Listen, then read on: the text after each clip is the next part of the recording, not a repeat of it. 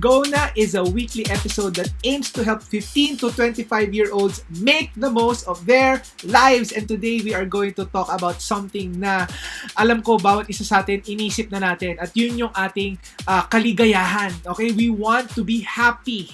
For some of us here, our goal in life is to be happy. But I'm sorry to say, no, wala yun sa Bible. God never promised for you and me to be happy. And we will discuss more about those misconceptions. No?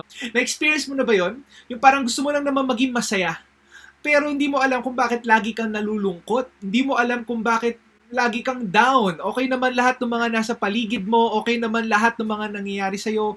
Meron ka naman pagkain, meron ka namang education, meron ka ring bubong sa bahay nyo, meron kang magandang damit, pero hindi mo alam kung ba't ka malungkot. And your goal and your aim for life is to be happy. Paniniwala natin na it is God's will for us to be happy.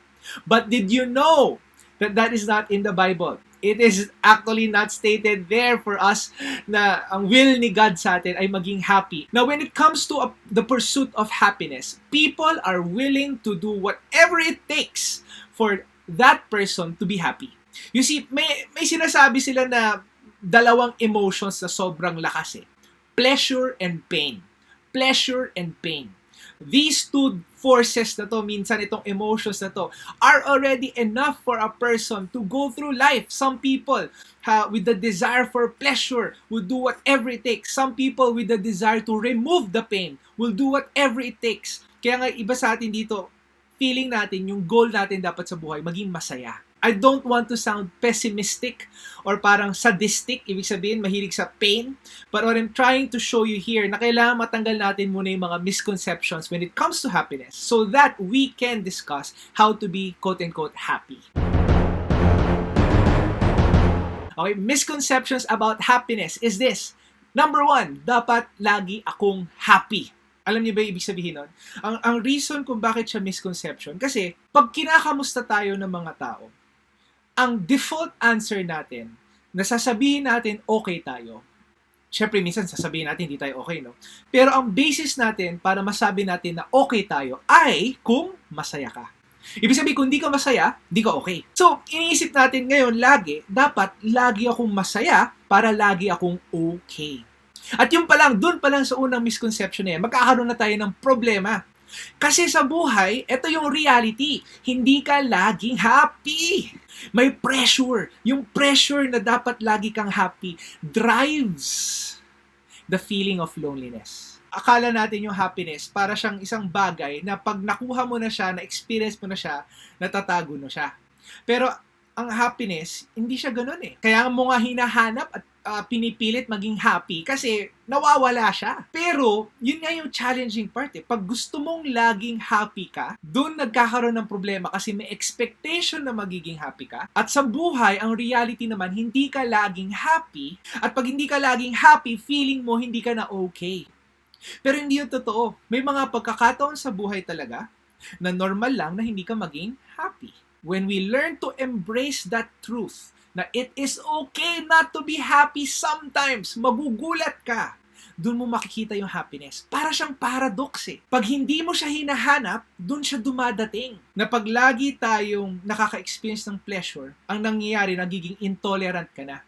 So, ang nangyayari, kailangan mo pa na mas higher degree of pleasure para ma-feel mo ulit yung same sense na naging masaya ka. Ito rin yung nangyayari pag sa addictions. Kaya may addiction kasi nakaka-experience sila ng pleasure, tapos pag sunod-sunod nilang ginagawa yun, marirealize nila yung mga bagay na nagpapasaya sa kanila before, hindi na sapat.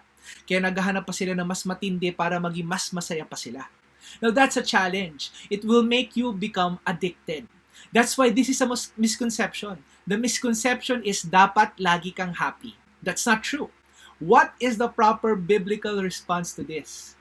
Alam niyo ba, sabi sa Ecclesiastes 3, okay, sabi dito, Ecclesiastes 3 verse 4, there is a time for everything and a season for every activity under the heavens. A time to weep and a time to laugh. A time to mourn and a time to dance. Sobrang realistic ng Bible. Hindi siya peke. Hindi niya sinasabing happy ka lang dapat, masaya ka lang lagi. Ang sinasabi niya, hindi, sa buhay, may panahon ang bawat bagay. Minsan malulungkot ka, minsan magiging masaya ka. Minsan iiyak ka, minsan tatawa ka. There is a time for everything. The moment we embrace that, mas magugulat ka. Bumababa yung expectation mo na dapat lagi kang happy. Bumababa yung expectation mo na dapat lagi kang okay. Mas na-appreciate mo yung sitwasyon mo. Mas na-embrace mo yung current season and situation mo. And in the process of doing that, makikita mo para mas madali para sa'yo na maka-adapt. At for some people also, they experience happiness at that moment. Another misconception when it comes to happiness is this: God's will is for me to be happy. Ayan, marami na akong narinig na ganyan. Will ni God na maging masaya ako.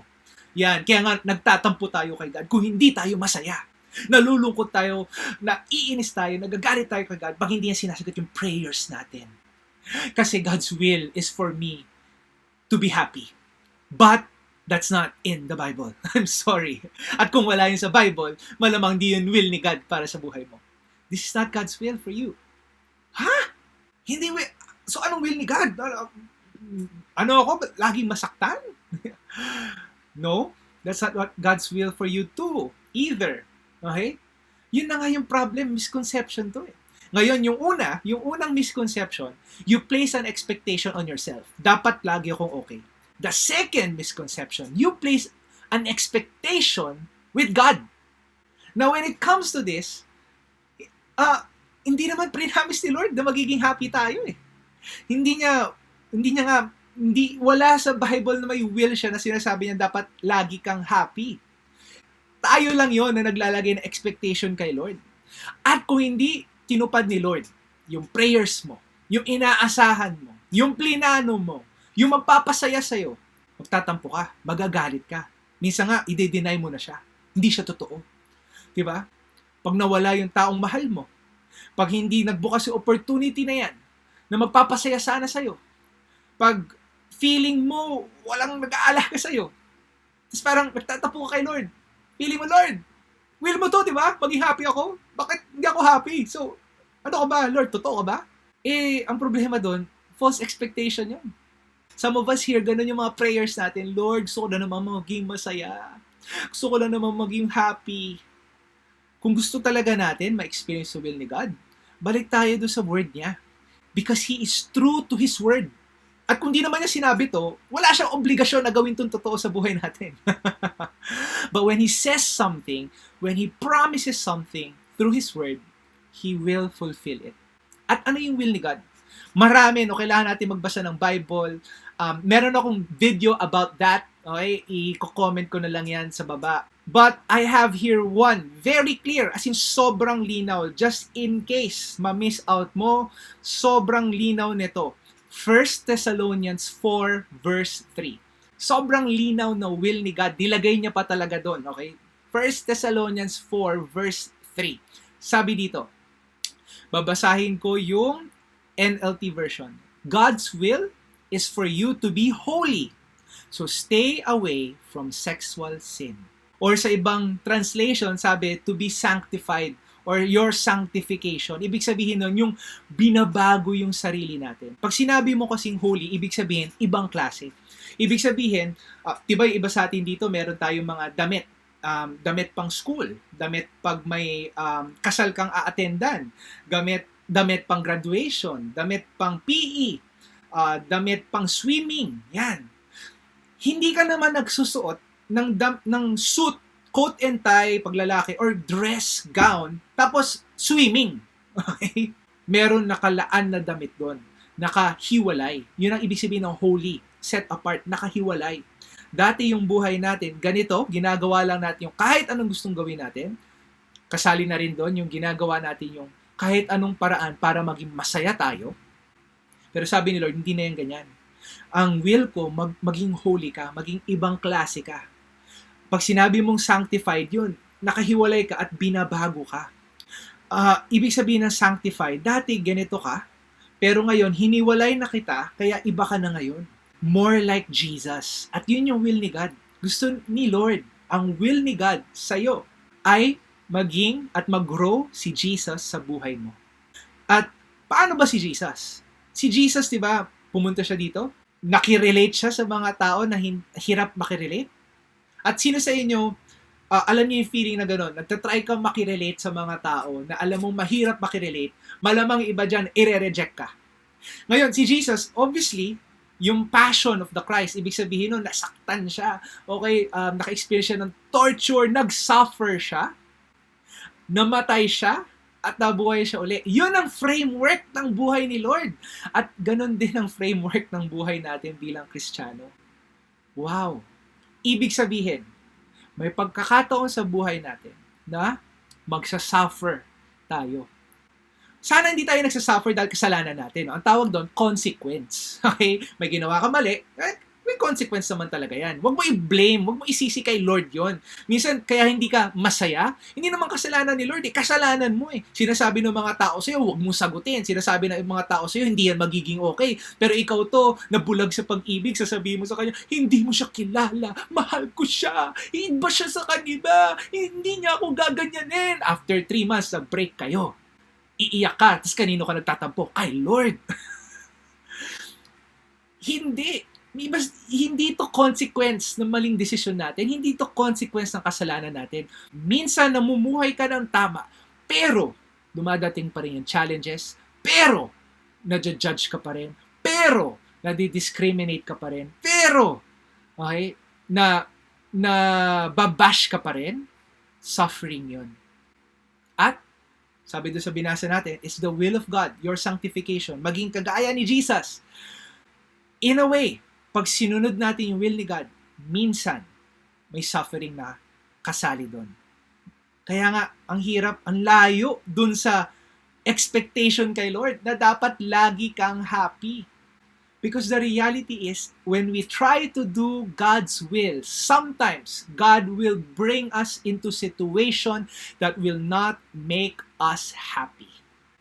But it will change our character. We will be changed from the inside. Ang tawag nga doon, diba? Sanctification. At yun ang will ni God sa buhay mo. Isa sa application nun, ay sabi doon kanina, is that you be or stay away from or avoid sexual immorality or sexual sin. Medyo touchy issue to ngayon kasi 22nd, 21st century na, napaka-old school ng Bible. Sabi ko nga kanina, diba, yung feelings of pleasure and pain, the feelings of pleasure and pain is so strong that people will do whatever it takes to feel pleasure and avoid pain. Ang isa sa pinaka-pleasurable experiences ng mga tao, sex or sexual acts. When we commit sexual acts outside the will of God, we are committing sexual immorality, committing sexual sin. We are not doing yung will ni God, which is holiness or sanctification.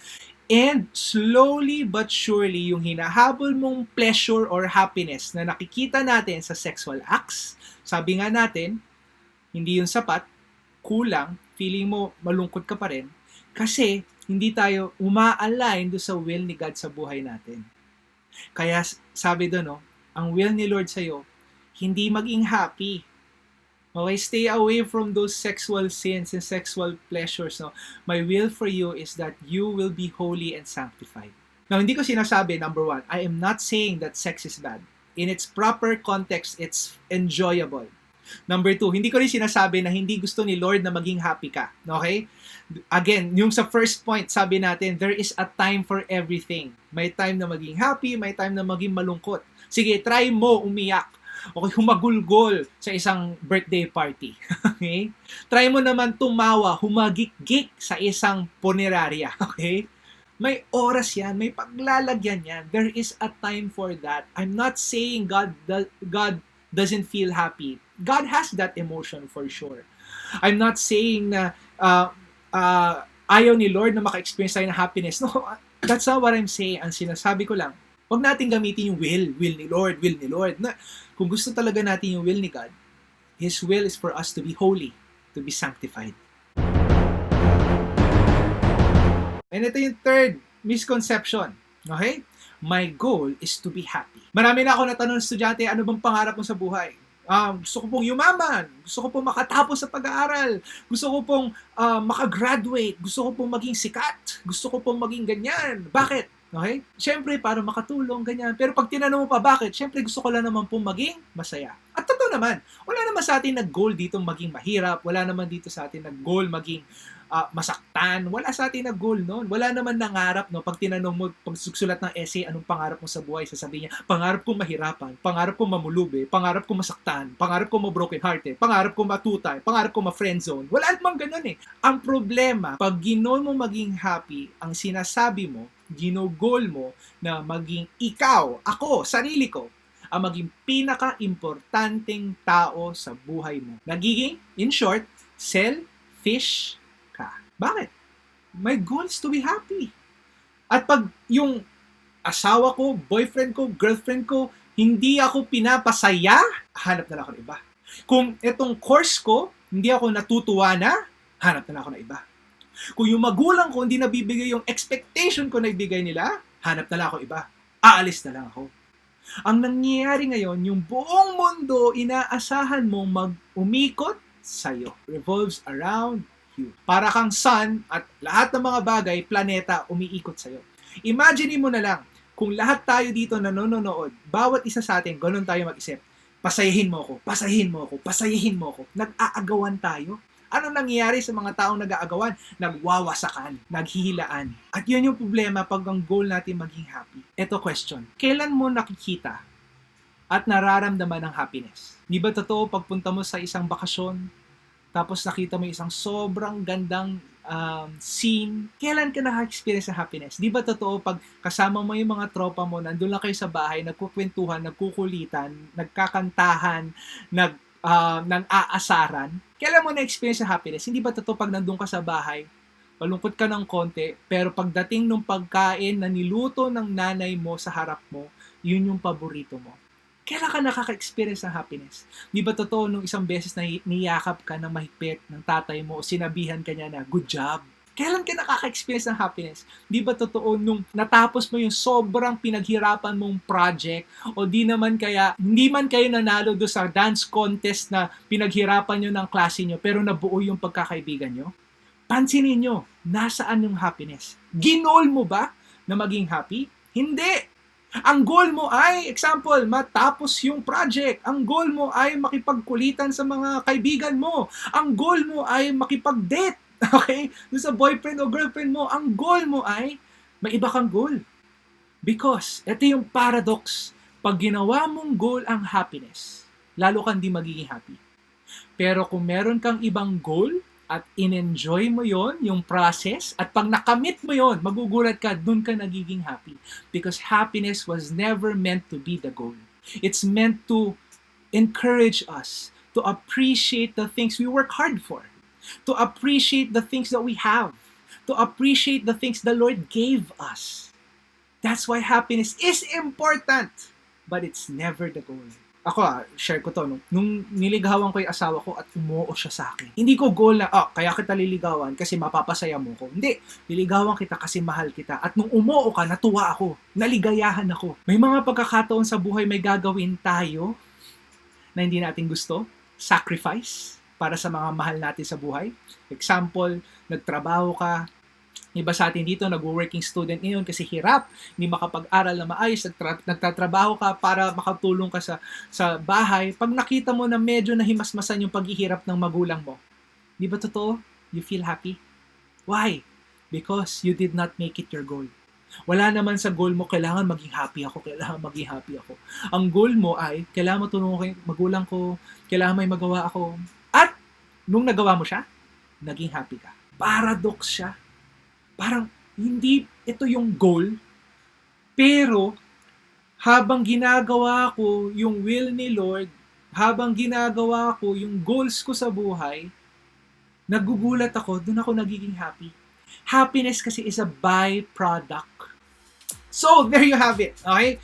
Misconceptions about happiness and some tips about being happy. I hope this has been helpful. Please do consider liking, sharing, following me in my different social media accounts sa TikTok, Facebook, Instagram, at YouTube. This is Gona, a weekly show that aims to help 15 to 25-year-olds make the most of their lives.